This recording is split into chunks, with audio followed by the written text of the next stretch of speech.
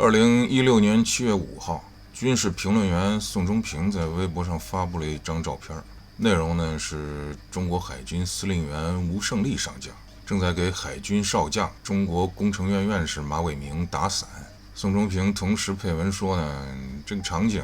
意味着中国国产航母已经放弃蒸汽弹射器方案了，而是创新选择了电磁弹射器方案。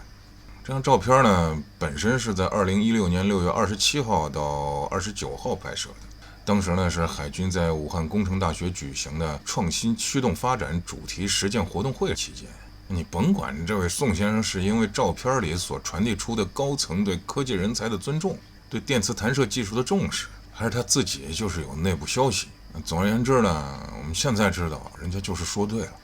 可是就在宋忠平的这条微博发布的第二天，一个叫传人老姚的在转发这条微博的同时呢，竟然口出狂言，向宋忠平发起赌约挑战，说是如果国产航母3号舰最终采用的是蒸汽弹射，那宋忠平吃降250克；如果最终采用的是电磁弹射，则他本人吃降250克。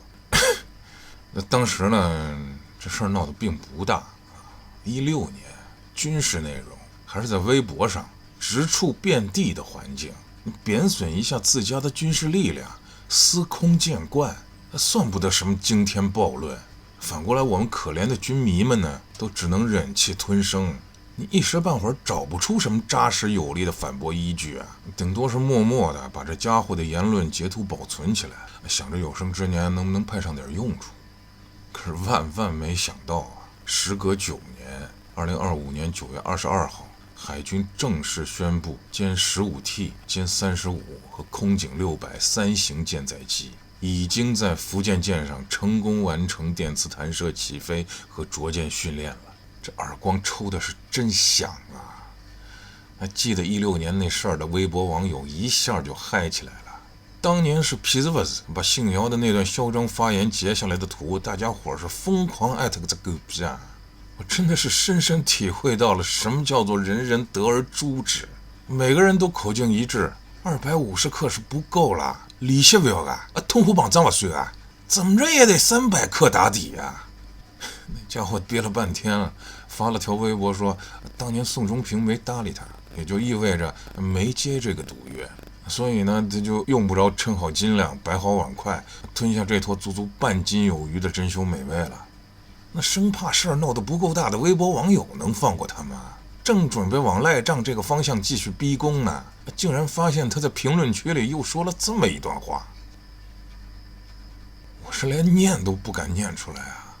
这是被逼急了要自爆了吗？但凡是个脑回路正常的人类，能把这样的言论发在公共场合吗？官方报道明确强调了，这套完全自主研制的电磁弹射和阻拦系统跟多型舰载机表现出良好适配性，让福建舰初步具备全甲板作业能力。震天响的耳光这一击又一击还堵不上兔崽子你这张喷粪的嘴吗？看看官方发布的画面，歼35离舰那姿态，空警500腾空而起那瞬间，飞行员着舰后向甲板官兵竖起的大拇指，这些实打实的影像，你个老摇棍得瞎成什么样可以完全视而不见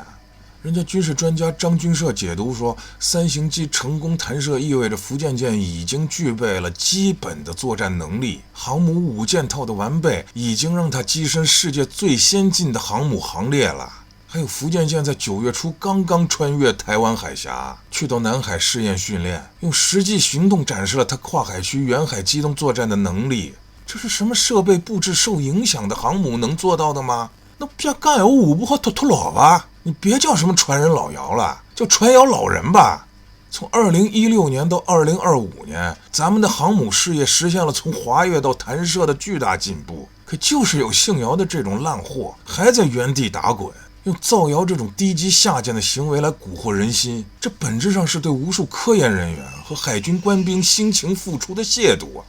官方报道里特别提到了，福建舰上有官兵亲身经历了人民海军航母从无到有，从改装到国产，从滑跃到弹射的跨越发展。这些无名英雄在默默推动国家科技军事进步，姓姚的这种网络小丑却靠编造领导拍脑袋的段子来给自己圆场。值得庆幸的是什么呢？就在这个传人老姚胡言乱语的同时呢，中国海军发布了远海有多远的宣传片。许多军迷看到歼 15T、歼35和空警600弹射起飞的画面的时候，热泪盈眶啊！这种全民自豪感跟那帮摇棍的阴暗无耻，这对比也是过于强烈了。已经有网友直接喊话了啊！这种涉及到建军核心利益的谣言，他都敢当屁一样这么随便放，这不得依法收拾他们？吓得这老摇棍手忙脚乱，把那条逆天的评论给删了。来不及了，微博直接禁言惩处。事实证明啊，我们的航母那发展步伐绝不会被几个网络键盘侠的噪音给阻挡住了。福建舰从2024年5月首次海试到实现舰载机电磁弹射，是一路稳扎稳打走下来的。谁在创造价值，谁又在制造垃圾？谁在脚踏实地地推进民族复兴，谁只能靠臆想和谎言刷存在感。这历史啊，最后总会给个说法的。